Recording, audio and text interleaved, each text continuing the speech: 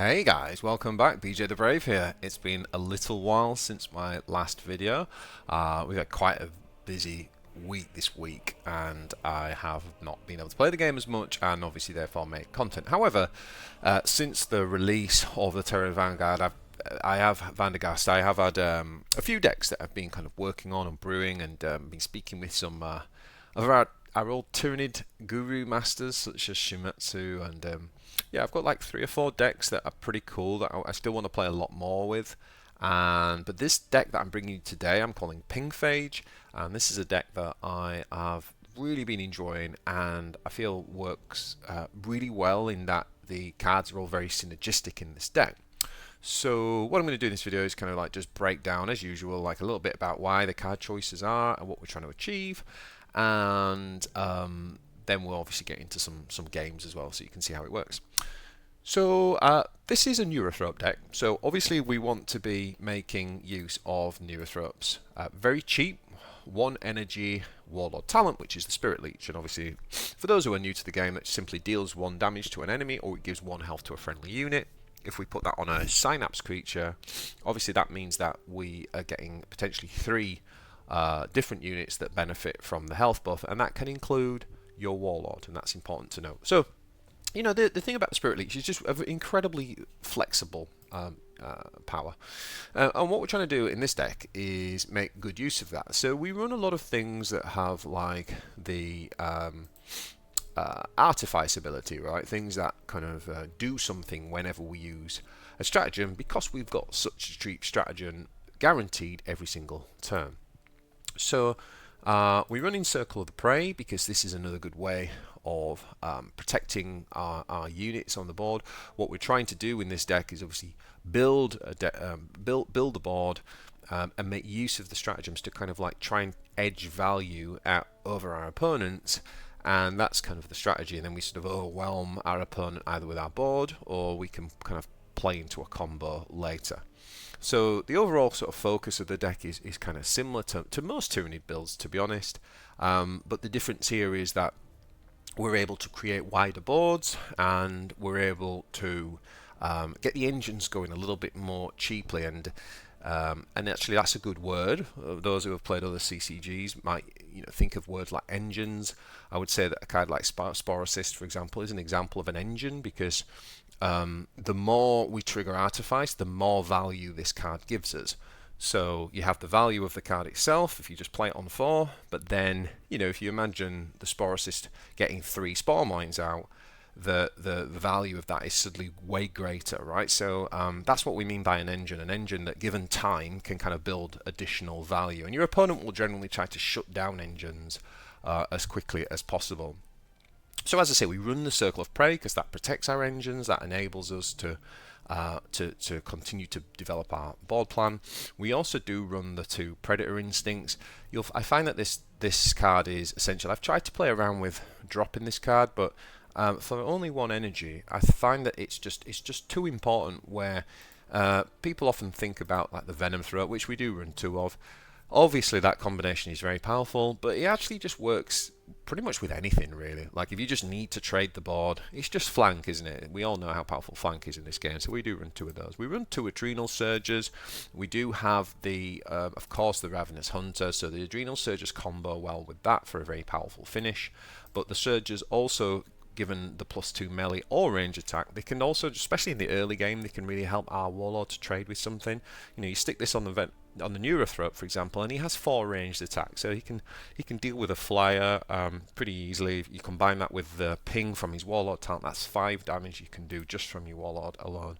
So Adrenal Surge, even though it's a stratagem, sometimes it's okay to almost think of this as like a 2-drop, almost like a card or a flanking unit, and I think that's a correct way to look at Adrenal Surge sometimes.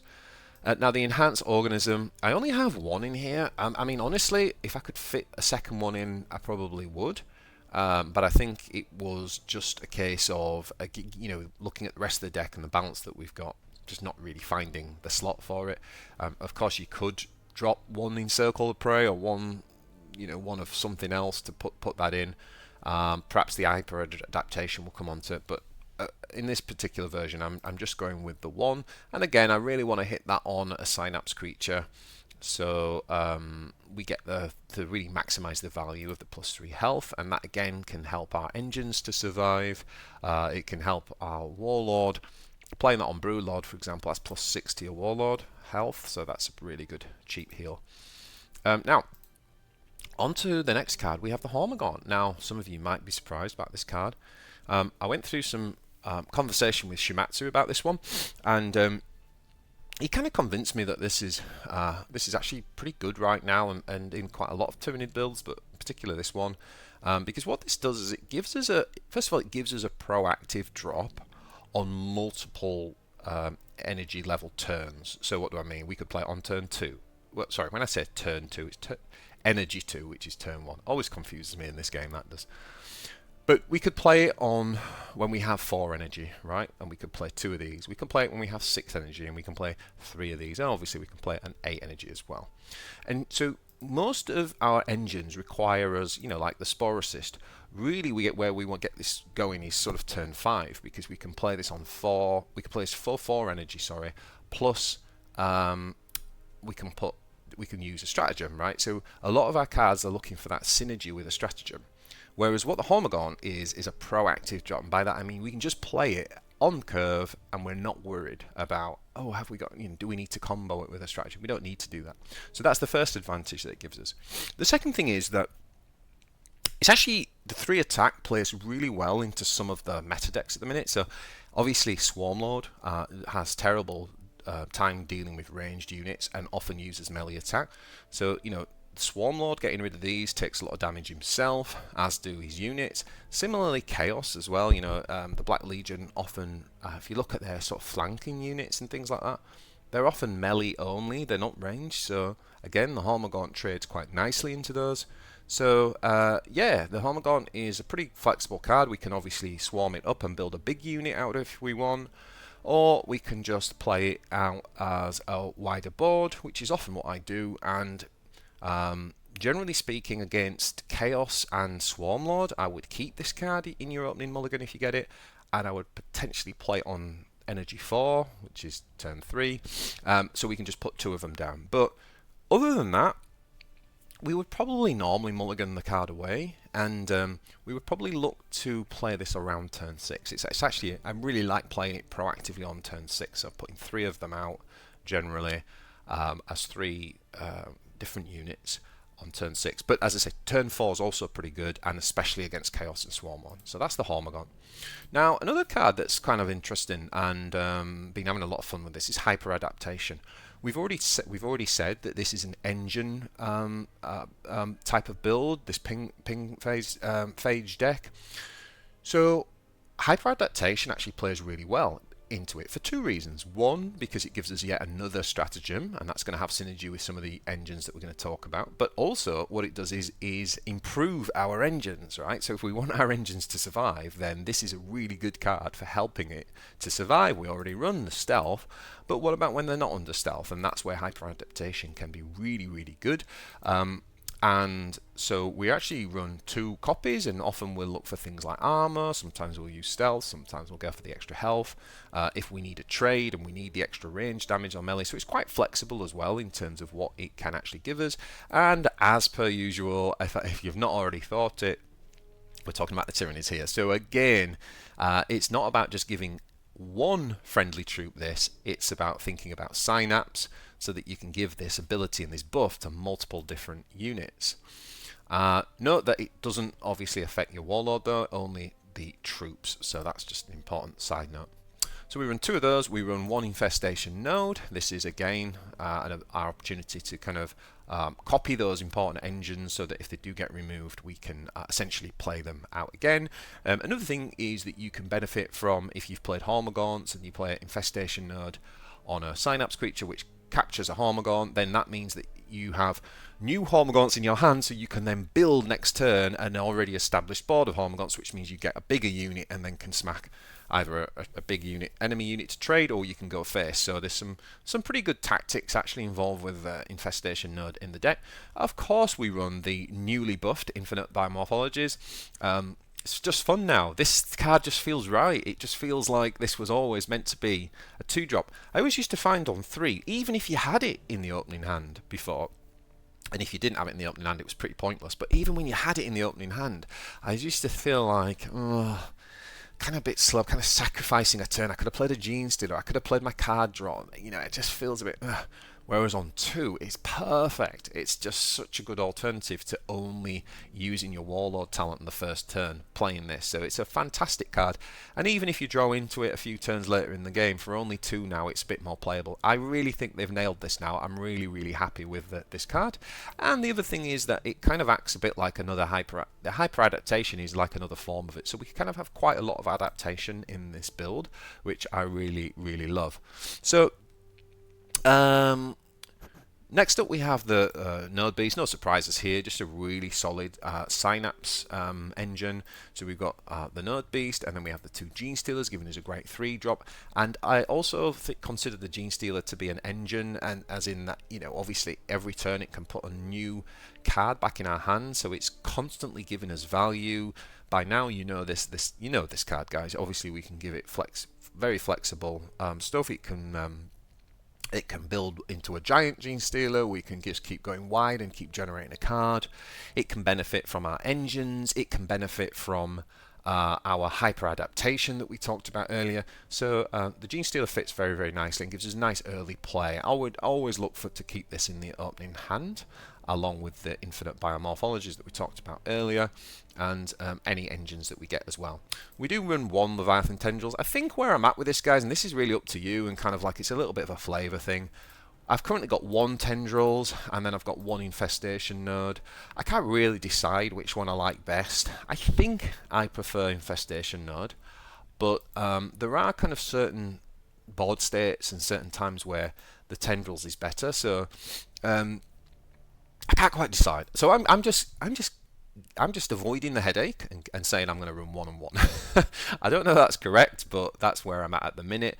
Feel free to let me know in the comments what you think on this one, or you know, how you get on if you go ahead and try this deck. We've already talked about the Ravenous Hunter. It's as good as ever. It gives us the finisher, the alternative finisher and win condition. So many ways we can do this because we run the Broodlord. Just with that alone, that gives us a win con. But there's lots of different combos in here. When we've built a board with the engines and stuff, there's lots of different ways where Ravenous Hunter can help us close the game out. I've already used the Sporocyst multiple times to kind of exemplify the use of engines. It's kind of a key card in this deck. I would say that I would always keep it in the opening mulligan, and sometimes you do just drop it on 4. Sometimes it's a good target for the defense stratagem, the digestion pool. Often on, for example, Energy 3, which is turn 2, sometimes I play the Digestion Pool along with this and the Warlord talent, or, you know, that plus Encircle the Prey, something like that to establish the board early if we need the tempo. So Sporocyst is a really key engine in this deck. We run the Prime just because, well, we run the Prime actually. The Prime is actually very good in this deck because it's always a great card, right? It's a Synapse with fantastic stats for 4 energy, and it's so important that we have these units to play on 4 energy and 3 energy in the Tyranids. That's sometimes a weakness when we don't, or if decks are built badly. So he's always a good card, but in this deck, he actually benefits from his ability, which is when a friendly unit triggers Swarm, give it +1 melee attack and +1 health.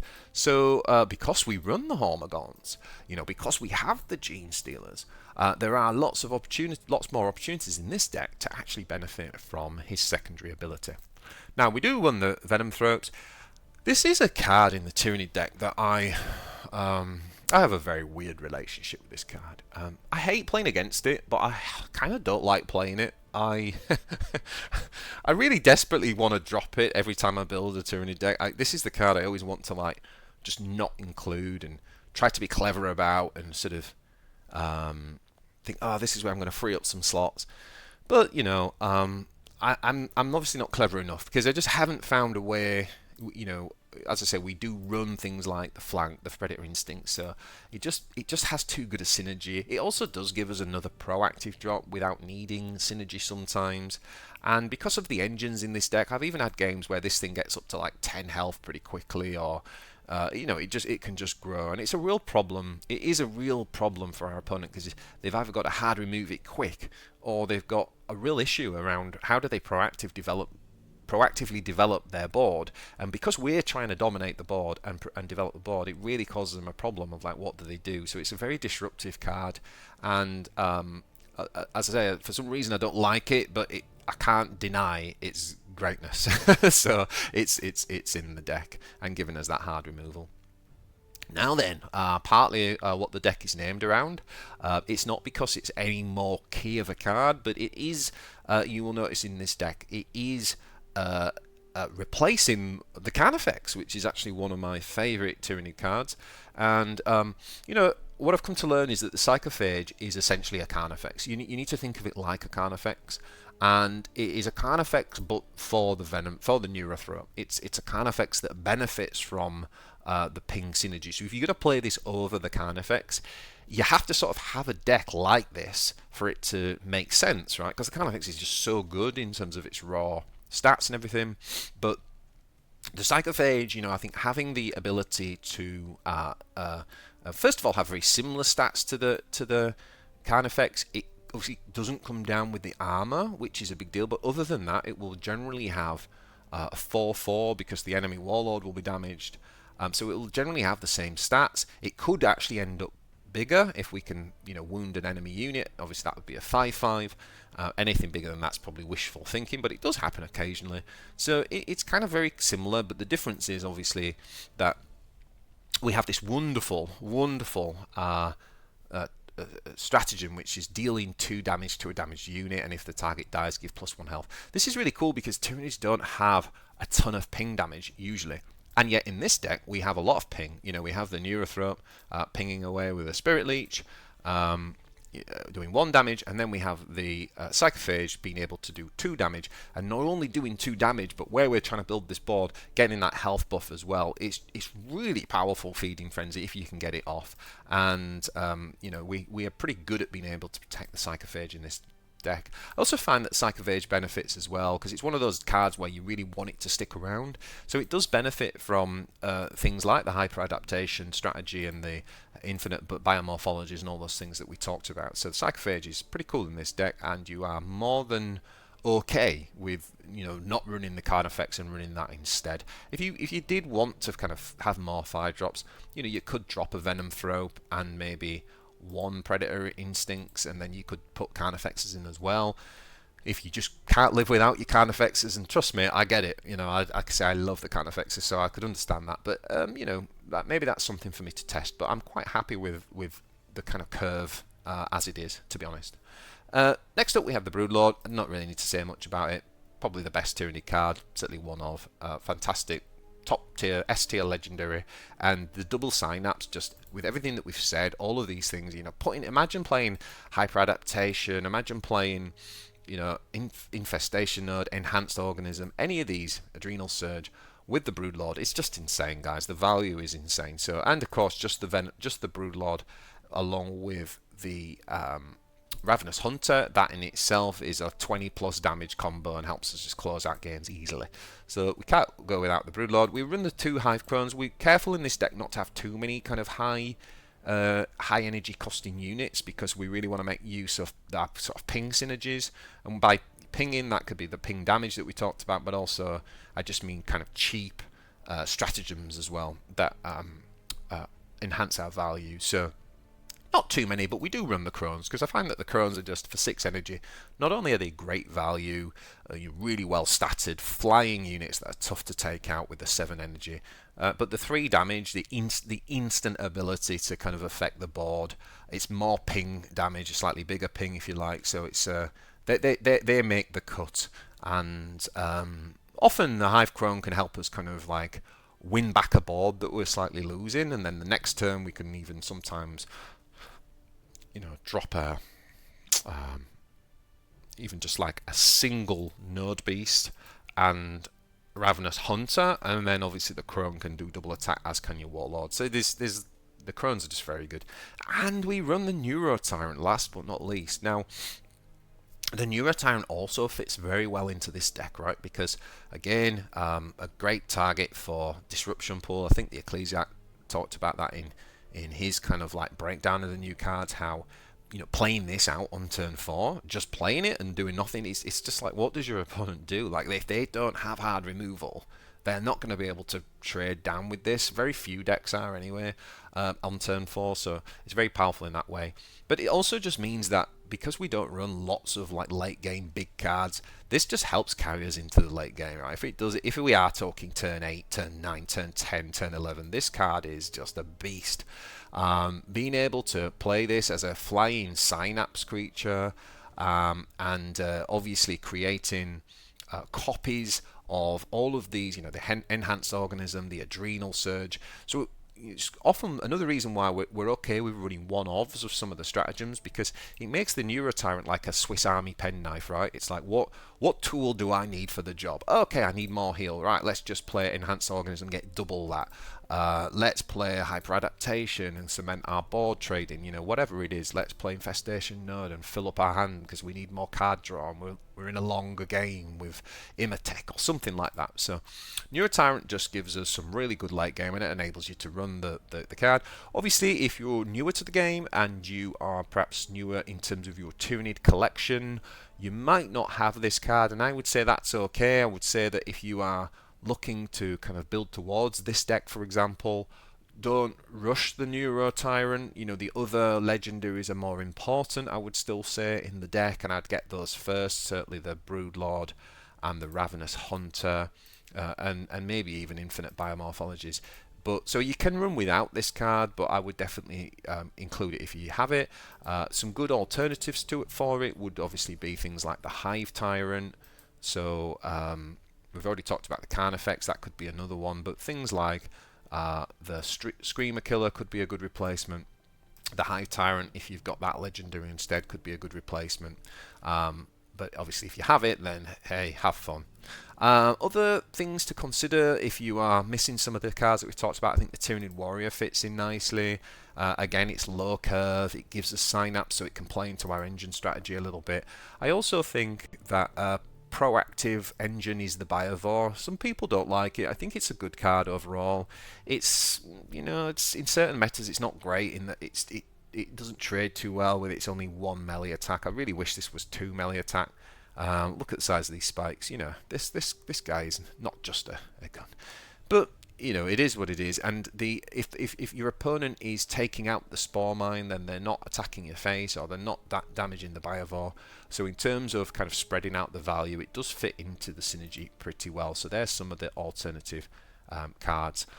In terms of the strengths of this deck, I just think that it is very, very good at building that value. It's quite a fun deck to use as well. There's often quite a lot of different choices that you can make in how you play out and use your energy each turn.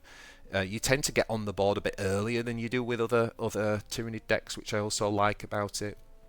And I think one of the weaknesses of the deck, though, is that it does rely on engines. It does rely on establishing a board. So maybe, you know, if you come up against things like removal Galen decks and things like that, where they can kind of quite quickly respond with lots of flanking and shuriken damage to kind of take out your engines and stuff early, that's a problem. But if you can get over that and kind of really establish the board, then this deck is really powerful, and it is a lot of fun. So with that said, let's jump into a game now, and let's see how we get on in some battles.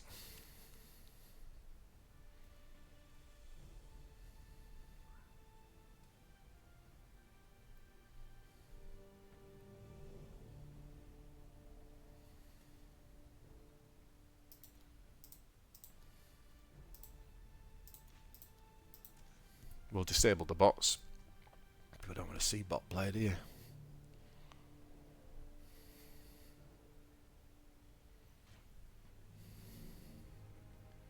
Okay, so in this game we are up against Anvir.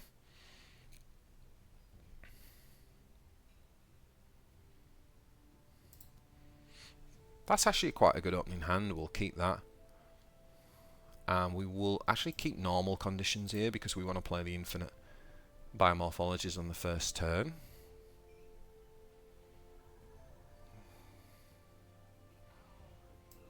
Okay, so we're going to drop that. I think we're going to take the armor actually over the stealth because the Genestealer is... We've only got 2 troops in hand and the Genestealer is one of them.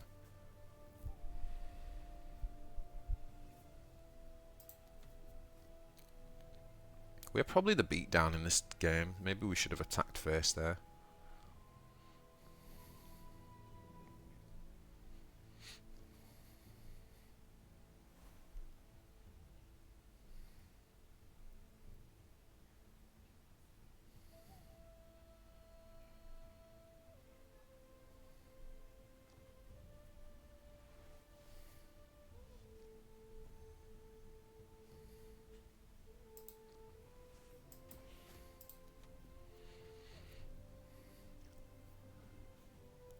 So one of the advantages of the Genestealer getting armor is that it does incentivize us, for example, to play the second Genestealer as a swarm, so to build a bigger unit, because then we get more benefit from the armor.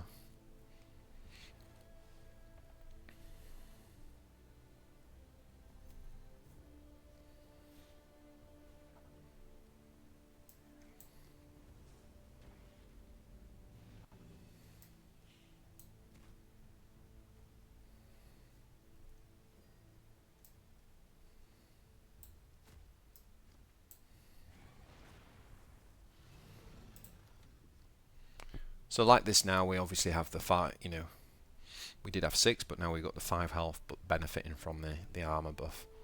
And quite often early game, I'll play the Genestealer next to it and to continue the stealth loop. But I think when you've got the armor, it's worth putting the pressure on, and he's having to respond to it. And look, even like this, he's kind of struggled, you see. So, kind of happy with that, really. So this turn we've got a couple of options. We could obviously we've still got the armored synapse. But the other thing we can do is obviously put some pressure on with the Sporocyst, which generates quite a lot of value. So I think we might actually go with the Sporocyst option. And if we heal, that means that our Genestealer can attack again. That's now 12 damage it's done to face, and survive the returning damage because of the heal. So you see, these are the kind of board states you want to try and attain with this deck, where he's now thinking about multiple threats at once. It's like he's got to deal with that Genestealer, so that's something that's got to go that way. But he kind of wants to remove the Spore, and then even if he does that, he hasn't touched your engine. You know, so it's almost like the engine, which is actually the most important unit from our perspective, is the last thing to kind of get addressed. And that's a great example turn actually of how this deck works and how the pressure that we can force him to prioritize units that actually kind of work in our favor, because all of that really was just about establishing protecting this guy. Okay, so now we can actually get into a hyper-adaptation turn. So let's have a look.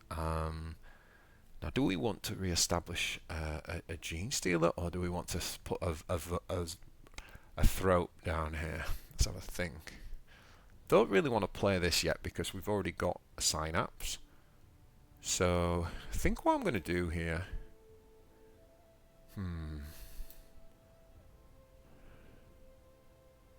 Next turn is 6, right? Yeah, I think we're going to do this.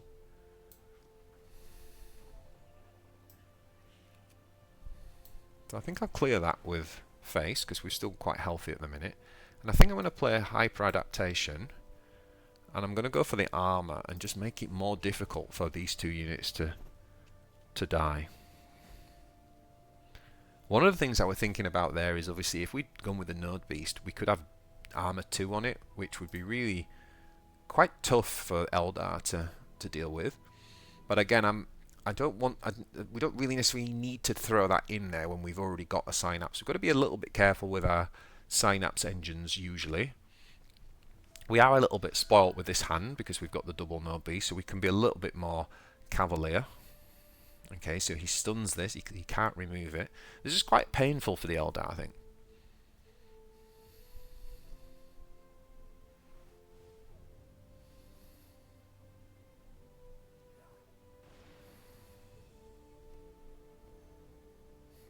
Wow. And we got hyper-adaptation again.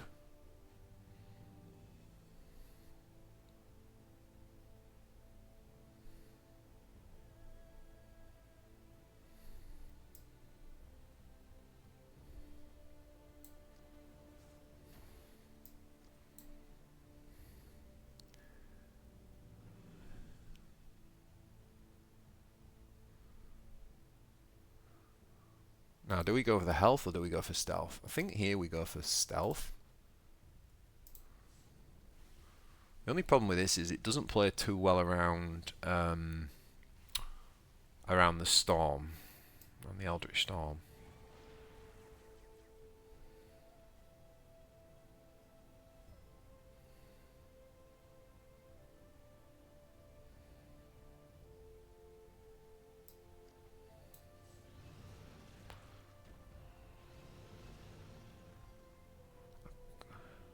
I'm kind of going to kill that just because of Reclaim the Stars. I don't want him to be able to reclaim for free. Yeah.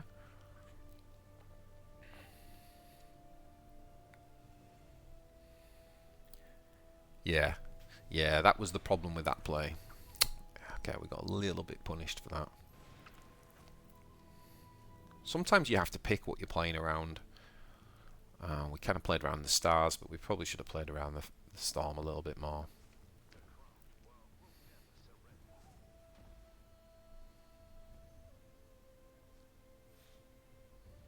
Interesting.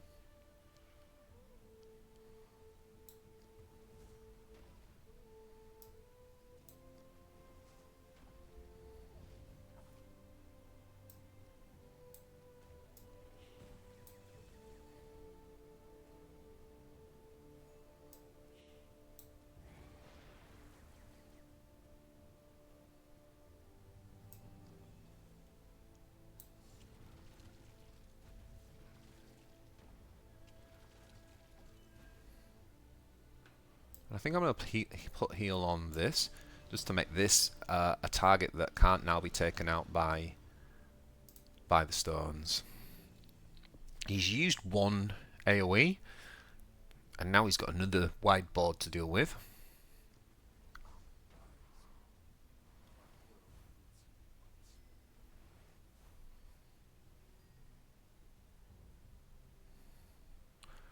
Okay, so next turn is probably going to be a Reclaim the Stars turn for him.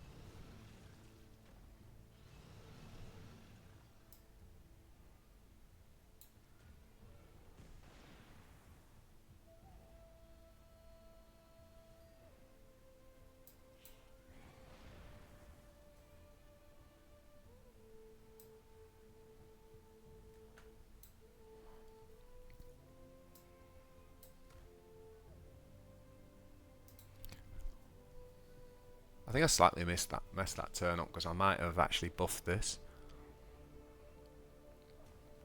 We're also played a bit into Hemlock here, because you can take this out with a Hemlock and kill this as well. But he wants the stars, yeah.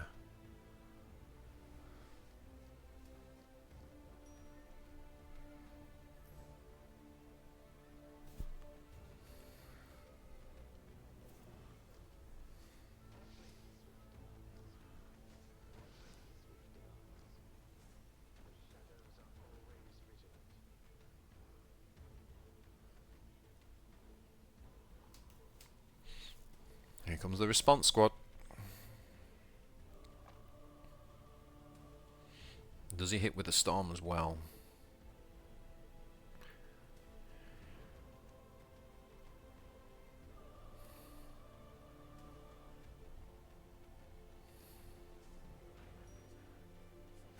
No, goes with a Vanguard.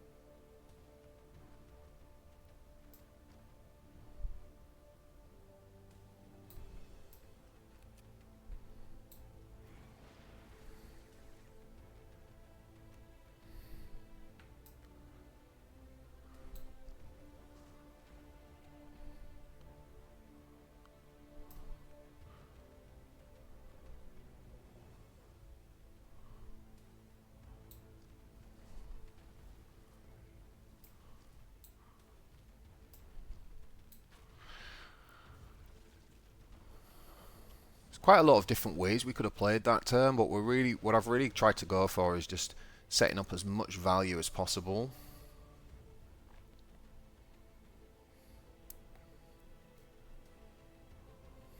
Because you're still going to have something left from the Reclaim the Stars turn.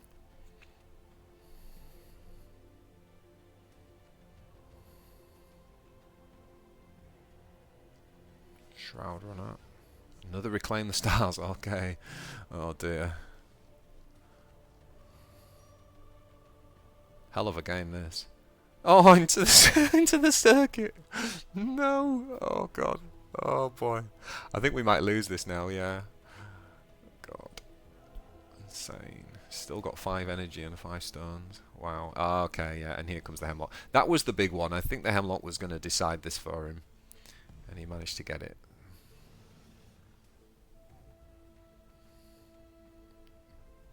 Wow, still didn't kill a unit though, even with a buffed Hemlock. That's pretty cool. This shows like how ridiculous the engines can get in this deck. That can't attack this turn. So he's still got 3 units to attack with here, right? Including the Dance of Death. So it kills that. Doesn't kill that. Right, what do these do? Hit the Hemlock. Oh, okay. So that's 9, 10, 11, 12, 13. Yeah, so I think that's lethal, right?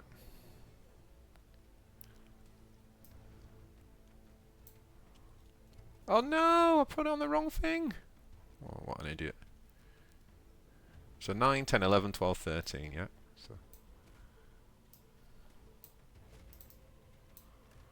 whew, wow. So that was an incredibly close game, guys, back and forth. Yeah, hopefully, I think that game really showed off as well, like what the deck can do, and hopefully you guys enjoyed that. Like I say, I think this is a really cool deck since it makes use of the new cards, and I think it's actually pretty powerful. Definitely one I want to play a lot more with, and going to be one of my main kind of ladder decks this season. So I think that showed off like the idea of engines and how we can really make use of those cheap pings and stratagems and stuff. Let me know in the comments how you get on with this deck, guys, and any kind of any changes that you think you could make to kind of enhance the deck would be cool. Thanks for all the support. I would love to ask you if you could subscribe to the channel, and also go and check out Forgecast. If you've not listened yet to our podcast, Forgecast, we have got some very exciting things planned for the podcast. We've played the first half on the Ecclesiax channel and the second half on mine. And actually, one of the things we're going to be doing going forward is working with, potentially working with Everguild to kind of, when it comes around new releases, to kind of use the podcast a little bit more to kind of promote and reveal cards and things like that. The details are more to come, but I would definitely encourage you to go and check out Forgecast if you love the game and you want to hear more kind of chat about the game and the meta and stuff. Then go and check that out. Other than that, I'll see you in the next one, guys. Thanks for all the love and support.